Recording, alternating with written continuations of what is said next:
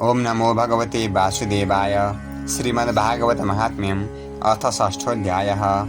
कुमारावचुः अथ ते सम्प्रवक्ष्यामः सप्ताह श्रवणे विधिं स्वहायैर्वसुभिश्चैव प्रायः साध्यो विधिः स्मृतः।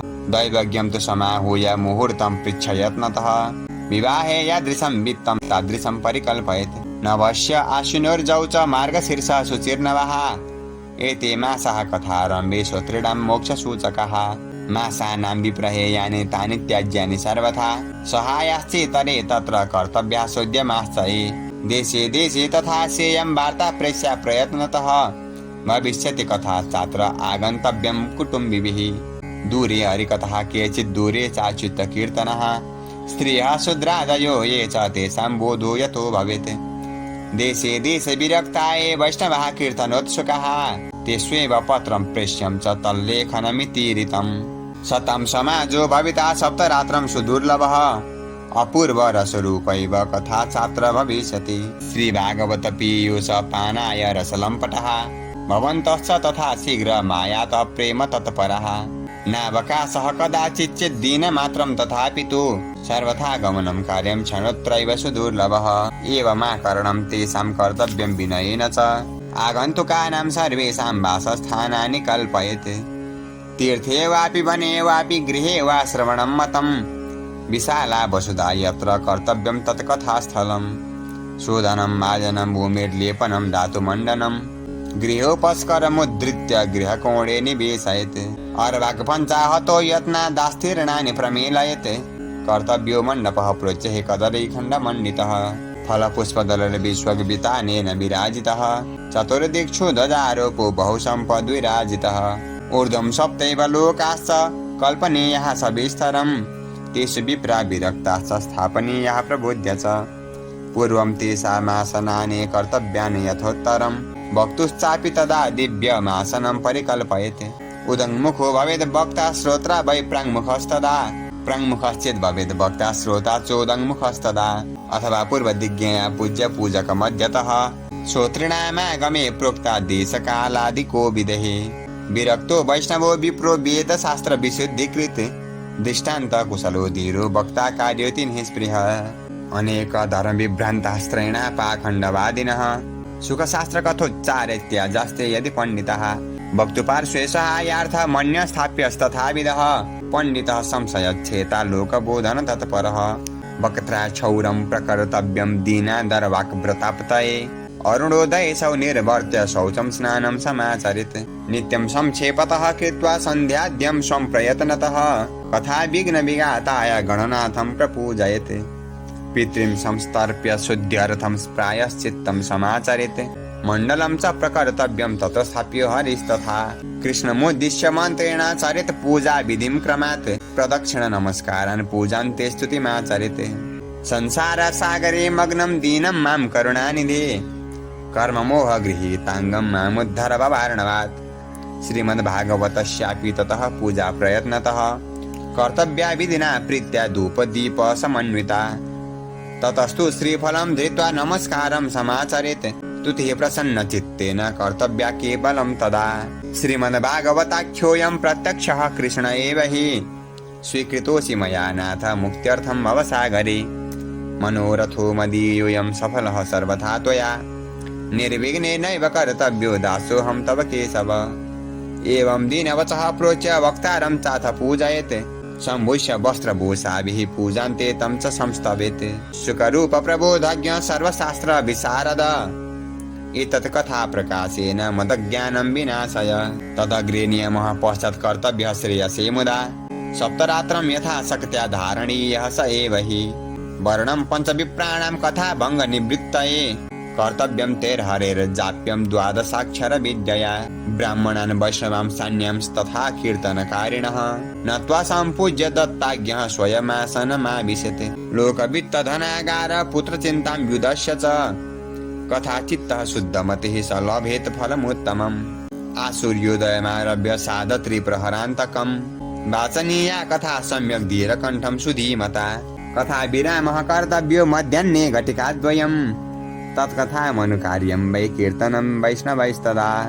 मलमूत्रजयार्थं हि लघ्वाहारः सुखावः अभिषण्येन कर्तव्यो एकवारं कथार्थिना उपोष्य सप्तरात्रं वै शक्तिश्चेत् शृणुयात् तदा घृतपानं पयः पानं कृत्वा वै शृणुयात् सुखम् फलाहारेण वा भाव्यम् एकभुक्तेन वा पुनः सुखसाध्यं भवेद्यत्तु कर्तव्यं श्रवणाय तत् भोजनं तु वरं मन्ये कथा श्रवणकारकम् नोपवासो वरः प्रोक्तः कथा विघ्नकरो यदि सप्ताहावृत्तीनां पुंसां नियमात् शृणु नारद विष्णुदीक्षा विहीनानां नाधिकारः कथाश्रवे ब्रह्मचर्यमदः सुप्तिः पत्रावल्यं च भोजनं कथा समाप्तौ मुक्तिं च कुर्यान्नित्यं कथाव्रती द्विदलं मधुतैलं च गरिष्ठान्नं तथैव च भावदुष्टं परिषितं जयान्नित्यं कथाव्रती कामं क्रोधं मदं मानं मत्सरं लोभमेव च दम्भं मोहं तथा द्वेषं दूरयेच्च कथाव्रती वेद वैष्णव विप्राणां गुरुगोव्रतीनां तथा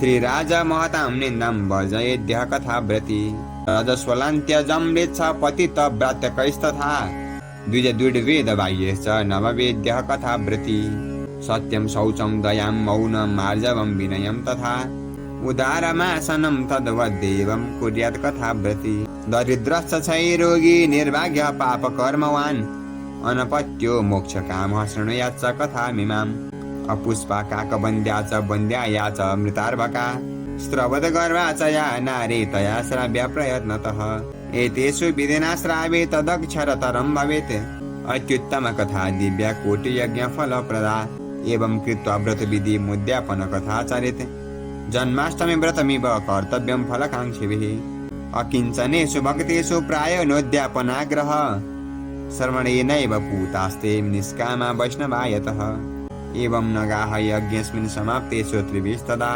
पुस्तकस्य च वक्तुश्च पूजा कार्याति भक्तितः प्रसाद तुलसी माला श्रोतृभ्यश्चाथ दीयताम् मृदङ्गताललितं कर्तव्यं कीर्तनं ततः जय शब्दं नमः शब्दं शङ्ख शब्दं च कारयेते विप्रेभ्यो याचकेभ्यश्च वित्तमन्नं च दीयताम् विरक्तश्चेत् भवेत् श्रोता गीता वाच्या परेहनि गृहस्थश्चेत्तदा होमः कर्तव्यः कर्मशान्तये प्रतिश्लोकं तु जुहुयाद् विधिना दशमस्य च पायसं मधुसर्पिश्च तिलन्नादिकसंयुतम् अथवा हवनं कुर्याद् गायत्र्या सुसमाहितः तन्मयत्वात् पुराणस्य परमस्य च तत्त्वतः होमासक्तौ बुधो हौम्यं तद्यत् तत्फलसिद्धये नानाच्छिद्रनिरोधार्थं न्यूनताधिकता नयोः दोषयोः प्रशमार्थं च पठेन्नाम सहस्रकम् तेन स्यात् सफलं सर्वं नास्तस्मादधिकं यतः द्वादश ब्राह्मणान् पश्चात् भोजयेन् मधुपायसहे दद्यात् सुवर्णं धेनुं च व्रतपूर्णत्वहेतवे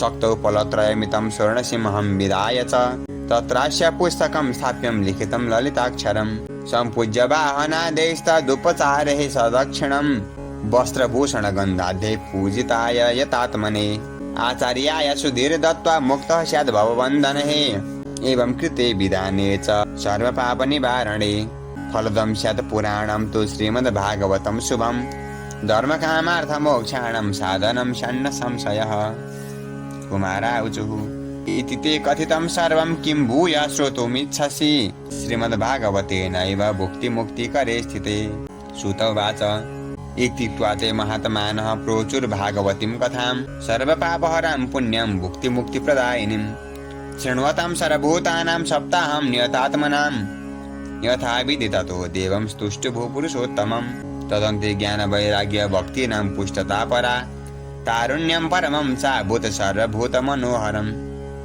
नारदः सकृतार्थो भूतसिद्धे स्वीये मनोरथे पुलकीकृत सर्वाङ्गः परमानन्दसंवृतः एवं कथां समाकर्ण्य नारदो भगवत्प्रियः प्रेमगदगदया वाचा तानुवाच कृताञ्जलिः नारद उवाच धन्योऽस्मनुगृहीतोऽस्मि भवद्भिः करुणापरेः अद्य मे भगवान् लब्धः सर्वपापहरो हरिः श्रवणं सर्वधर्मेभ्यो वरं मन्ये तपोधनः वैकुण्ठस्थो यतः कृष्णः श्रवणाद्यस्य लभ्यते सुत उवाच एवं ब्रुवति वै तत्र नारदे वैष्णवोत्तमे परिभ्रमण समायातः शुको योगेश्वरस्तदा तत्राययौ षोडश वार्षिकस्तदा व्यासात्मजो ज्ञानमहाब्धिचन्द्रमः कथावसाने निजलाभपूर्णः प्रेम्णा पठन् भागवतं शनैः शनैः दृष्ट्वा सदस्यः परमोरुतेजसं सद्यः समुत्थाय दुर्महासनं कृत्यासुरार्चिस्तम पूजयत सुखं स्थितो वदत्सं शृणुतामलां गिरम्।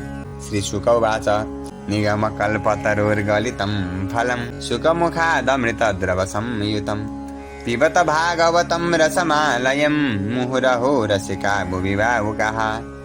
धर्मः प्रोज्झितकैतवोऽत्र परमो निर्मतशराणां सतां वेद्यं वास्तवमत्र वस्तुशिवदं तापत्रयोन्मूलनं।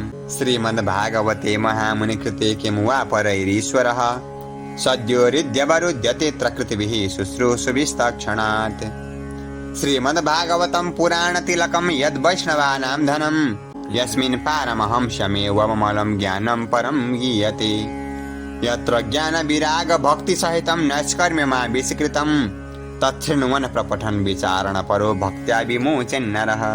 स्वर्गे सत्ये च कैलासे वैकुण्ठे नास्त्ययं रसः अतः पिबन्तु सद्भाग्या मामुञ्चत कर्हिचित्। श्रुतोवाच एवं ब्रुवाणे सति बादरायणौ मध्ये सभायां हरिराविरासीत् प्ररादवल्युद्धव फाल्गुनादिभिर्वृतः सुरर्षिस्तम पूजयच्च तान् दृष्ट्वा प्रसन्नं महदासने हरिं ते चक्रिरे कीर्तनमग्रतस्तदा बभो भवान्या कमलासनस्तु तत्रागमत् कीर्तन दर्शनाय प्रह्लादस्तालधारी तरलगतितया चोद्धवः कांशधारी वीणाधारी सुरर्षिः स्वरकुशलतया रागकर्तार्जुनोऽभूत् इन्द्रो वादिं मृदङ्गं जय जय शुकरः कीर्तनेति कुमारा यत्राग्रे भावभक्ता सरसरचनया व्यासपुत्रो बभूव ननर्थमध्ये त्रिकमेव तत्र भक्त्यादिकानां नटवत सुतेजसाम् अलौकिकं कीर्तनमेतदीक्ष हरिः प्रसन्नोऽपि वचो ब्रवीत्तत् मत्तो वरं भावभृताद् वृणुध्वं प्रीतः कथा कीर्तनतोऽस्मि साम्प्रतम् श्रुत्वेति तद्वाक्यमति प्रसन्नः प्रेमार्धचित्ता हरिमुचिरेते न गाह गाथासु च सर्वभक्तैः रेभिस्त्वया भाव्यमिति प्रयत्नात् मनोरथोऽयं परिपूरणीयस् तथेति चुक्त्वान्तरधीयताच्युतः ततो न मत्तच्चरणेषु नारदस् तथा शुकादीनपि तापसांश्च अथ प्ररिष्टः परिनष्टमोहः सर्वे ययुः पीतकथामृतास्ते भक्तिः सुताभ्यं सह रक्षिता सा शास्त्रे स्वकीयेऽपि तदा शुकेन अतो हरिर्भागवतस्य सेवनात् चित्तं समायाति हि वैष्णवानां दारिद्र्यदुःखज्वरदाहितानां माया पिशाची परिमर्दितानां संसार सिन्धौ परिपातितानां क्षेमाय वै भागवतं प्रगर्जति। शौनक उवाच शुकेनोक्तं कदा राज्ञे गोकर्णेन कदा पुनः सुरर्षये कदा ब्राह्मैश्छिन्दी मे संशयं त्विमम्। सुत उवाच आकृष्ण निर्गमात्रिंशद् वर्षाधिकगते कलौ नवमीतो नवस्ये च कथारम्भं शुको करोत् परीक्षे श्रवणान्ते च कलौ वर्षशतद्वये शुद्धेषु च नवम्यां च धेनुजो कथयत् कथां तस्मादपि कलौ प्राप्ते 30 वर्षगते सति उचुरुर्जेषिते पक्षे नवम्यां ब्रह्मणः सुतः एतेत्तते समाख्यातं यत्पृष्टोऽहं त्वया नग कलौ भागवते वार्ता भवरोगविनाशिनी कृष्ण प्रियं सकलकल्मषनाशनं च मुक्ते कहेतुमिह भक्तिविलासकारी सन्तः कथानकमिदं पिबतादरेण लोके हि तीर्थपरिशीलन सेवया किं स्वपुरुषमपि वीक्षपाशहस्तं वदति यमः किल तस्य कर्णमूले परिहर भगवत कथा सुमत्तान् प्रभुरहमन्यनिर्णां न वैष्णवानाम् असारे संसारे विषय विषसङ्गाकुलधियः क्षणार्धं क्षेमार्थं पिबत सुखगाथा तुलसुधां किमर्थं व्यर्थं वो व्रजत कुपथे कुत्सित कथे परीक्षित साक्षी यश्रवणगत मुक्त्युक्ति कथने रसप्रभा संस्थेन श्रीसुकेनेरिता कथा कंठे संवद्यते येन स वैकुण्ठ प्रभुर्भवेत् इति च परमगुह्यं सर्वसिद्धान्तसिद्धं सपदि निगदितं ते शास्त्रपूज्यं विलोक्य जगति सुखकथातो निर्मलं नास्ति किञ्चित् पिब परसुख हेतुर्द्वादशस्कन्धसारम् एतां यो नियततया शृणोति भक्त्या यश्चैनां कथयति शुद्ध वैष्णवाग्रे तौ सम्यग् विधिकरणात् फलं लभेते याथार्थ्यन्न हि भुवने किमप्यसाध्यम् याथार्थ्यन्न हि भुवने किमप्यसाध्यम्। जय जय श्री पद्म पुराणे उत्तरखंडे श्रीमद् भागवत महात्म्ये श्रवणविधिकथनं नाम षष्ठोऽध्यायः। समाप्तमिदं श्रीमद्भागवत महात्म्यं। हरि ओं तत्सत्।